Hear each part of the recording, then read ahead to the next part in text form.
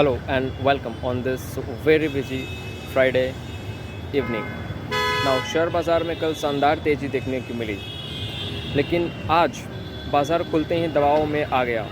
Sensex Nifty, bank Nifty सभी भारतीय बाज़ार के इंडेक्स गिरावट में कारोबार कर रहे थे।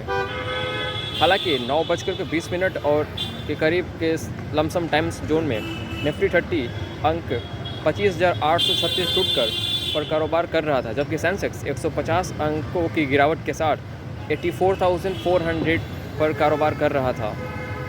वही बैंक निफ्टी की मामूली गिरावट पर है।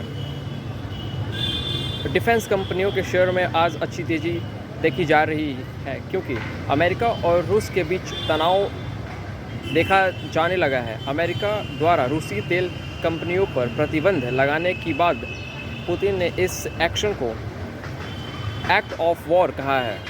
साथ ही डिफेंस कंपनियों को नए ऑर्डर भी मिले हैं। वही बॉम्बे स्टॉक एक्सचेंज के टॉप 30 शेयर में से 26 शेयर गिरावट पर रहे और 4 शेयर मामूली तेज़ी पर रहे। बिल्कुल सबसे ज़्यादा गिरावट हिंदुस्तान यूनिलीवर में 3% के साथ। इसके अलावा Kotak Mahindra bank, axis bank और पावर ग्रिड जैसे शेयर करीब 2% तक की गिरावट पर बंद हुए।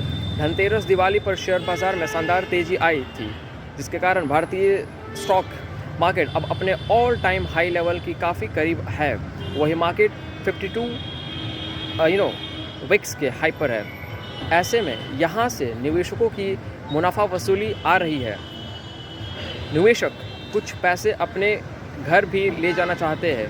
वही रूसी तेल कंपनियों पर अमेरिका द्वारा नए प्रतिबंध लगाने के बाद रूस और अमेरिका में तनाव बढ़ता जा रहा है।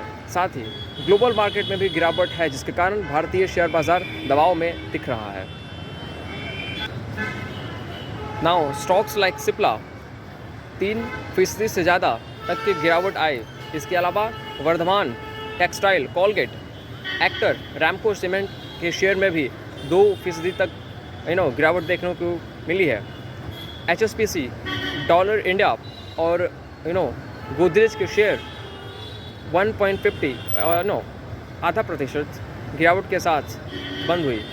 विदेशी संस्थागत इंस्टीट्यूशंस इन्वेस्टर्स 1,166 करोड़ के शेयर बेचे, जबकि घरेलू संस्थागत निवेशक 3,894 करोड़ के शेयर खरीदे। वहीं तिमाही नतीजे हिंदुस्तान यूनिलीवर और कोलगेट जैसे कंपनियों के तिमाही नतीजों जारी होने के बाद उनके शेयर में गिरावट आई। Now let's talk about the stock L&T, जो 2500 से 5,000 करोड़ के ऑर्डर हासिल किए। वही सिप्ला ने वजन घटाने वाली ड्रग्स LLL के साथ डील की। वैश्विक संकेत, अमेरिकी भारत व्यापार समझौते की उम्मीद के कारण बाज़ार में कुछ स्थिरता बनी हुई है, लेकिन कच्चे तेल की बढ़ती कीमतों और FIIs की बिकवाली ने बढ़त को सीमित कर दिया। नाउ एक्सपर्ट्स, HSBC ने भारत की रेटिंग को ओवरटेक में अपग्रेड किया। वहीं 2026 के अंत तक सेंसेक्स के 94,000 तक पहुंचने का अनुमान लगाया। इंक्रीड इक्विटीज़ के दिसंबर 2026 तक निफ्टी 50 के 28,433 तक पहुंचने का लक्ष्य रखा है। वर्ष 2025 में मुख्य रुझान बाज़ारों का कमज़ोर प्रदर्शन। 2025 में भारतीय बाज़ार ने कमज़ोर प्रदर्शन किए हैं, जिसका मुख्य कारण उच्च मूल्यांकन और कमज़ोर कमाई है। वही घरेलू निवेशकों को मजबूत प्रभाव और सरकार की नीतियाँ विदेशी बिकवाली के बाद बाज़ार को स्थिर कर रही है।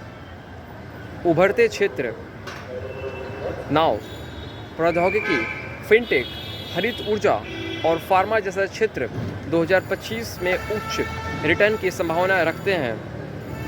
वहीं अमेरिका फेडरल रिजर्व और की डरे भू राजनीतिक तनाव और व्यापार युद्ध 2025 में भारतीय बाज़ारों पर असर डाल सकते हैं। लगातार 6 दिनों की बढ़त के बाद निवेशकों ने मुनाफा वसूली की, जिसके कारण सेंसेक्स और निफ्टी दोनों में गिरावट मिली।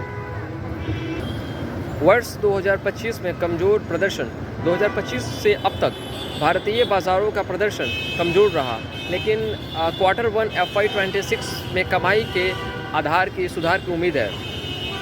GST 2.0 सुधार GST 2.0 सुधारों के लिए H126 में कंपनियों की कमाई की वृद्धि हो सकती है। नाउ जिसने HSBC ने भारत की रेटिंग को ओवरटेक से अपग्रेड किया है, वही 2026 के अंत तक सेंसेक्स को 94,000 तक पहुंचाने का अनुमान रखा है, as I told you already. That's all, I will see you soon.